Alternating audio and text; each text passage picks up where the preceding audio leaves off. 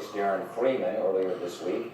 Bay St. Louis Mayor Les Fillingame is right here to talk about Freeman taking over the police department, even as it is still under federal investigation since the suicide of former Chief Mike DiNardo. Mayor, good to see you. Thanks for being with us. Thanks for having The me. first show of 2017. We'll get to the Darren Freeman story in a minute, but you know I have to start with the investigation going on. And I know the stock answer is I can't comment because it's a pending investigation, but I want to try to get something out of you.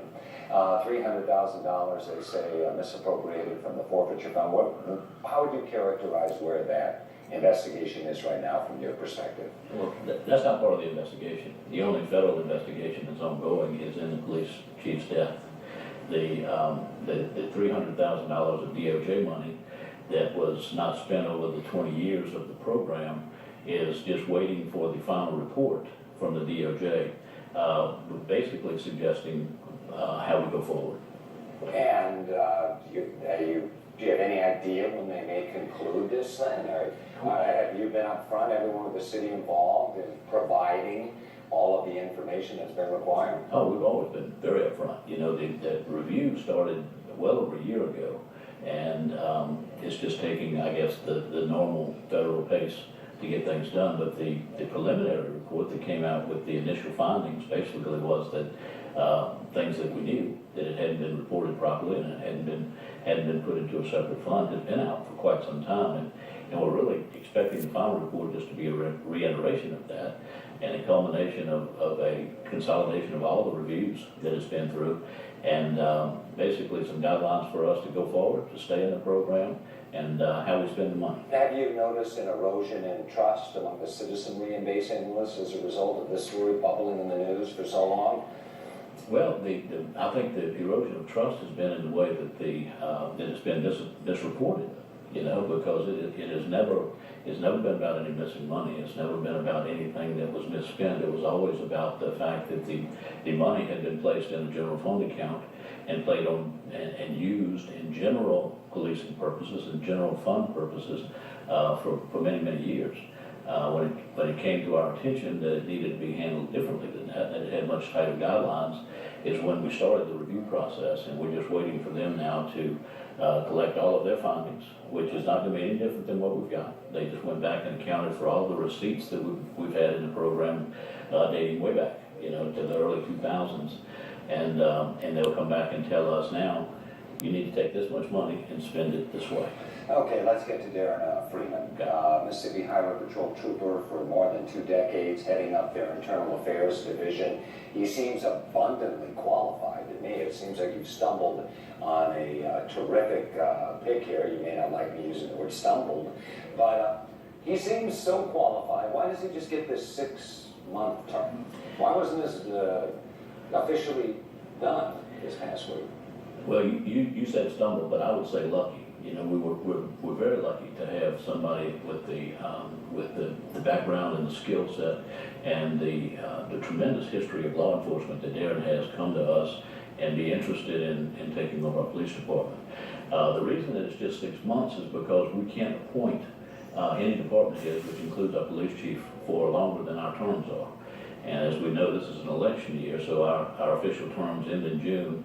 And regardless of who the chief is now, it's going to be up for reappointment right after a new council or new mayor or a combination of that. We've taken seats. Do you feel coming forward with this pick, Darren Freeman, who we've established has a tremendous background in law enforcement, may throw a little cold water on the council, those on the council who have been opposed to keeping the police department within the city of Bay St. Louis? Some who have suggested that you go ahead and pull the trigger on going with the Hancock County Sheriff's Department as administrators in this case?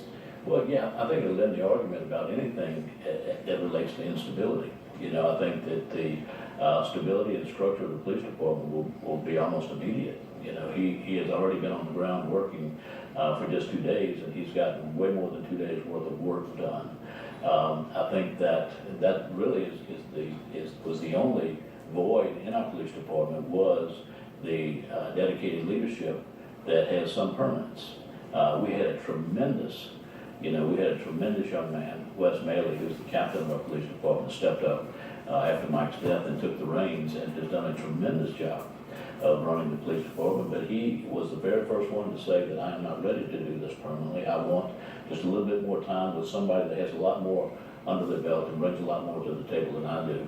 And he was as, I think, enthusiastic about our new chief coming on board as anyone. Is there going to be bad blood? I just didn't, I got the feeling with this talk with the sheriff's department, Sheriff Ricky Adams, the sheriff's agency over there, the office, that there's bad blood around Hancock County, Bay St. Louis, and the sheriff's department. Is there? I don't think so. No, I don't feel that there's any bad blood between us and the sheriff's department at all. In fact, I think that the sheriff has been more than willing to stand and assist since the chief's death, and he has been called upon very little. And I think that he would be the very first one that would admit that. You know, while the community might conceive that he has really been just a part of the everyday activities of the department, he really has not. We should completely appreciate their presence, especially in the early days after Mike's death. But they have become less and less a presence since then, and our department has continued to work very smoothly. But we really need to start rebuilding it to new standards. Yeah, we had you on the show a couple weeks ago. We talked about Bay St. Louis. I believe if you're going to be a legitimate city in Bay St. Louis is, you have to have your own police department. Yeah. Nothing against Diamond Head or anything like that when I say that. But when you had the public showed up to speak out on this, they were overwhelming in support of keeping law enforcement within the city, right? Yes, they were. Yes, they were. And I think it got to the point that the public knew that they had to let everybody know how they felt. And there was some input from the public prior to that, but when we really got to the point that this is the day that we really want to hear from the public, they came out in full support. And you were right, it was overwhelming. It was well in excess of 90% of the public. And all the polls that we ran, every indication was that the public opinion was 90% for the police department. And I think that we all realize that our sheriff's department is stronger with a strong Bay PD. And a strong Bay PD is much stronger with a strong sheriff's office. Yeah, working together.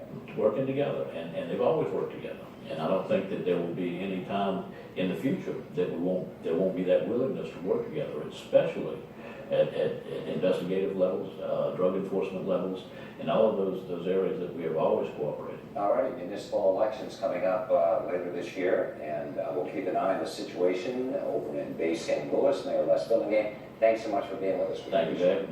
And coming up.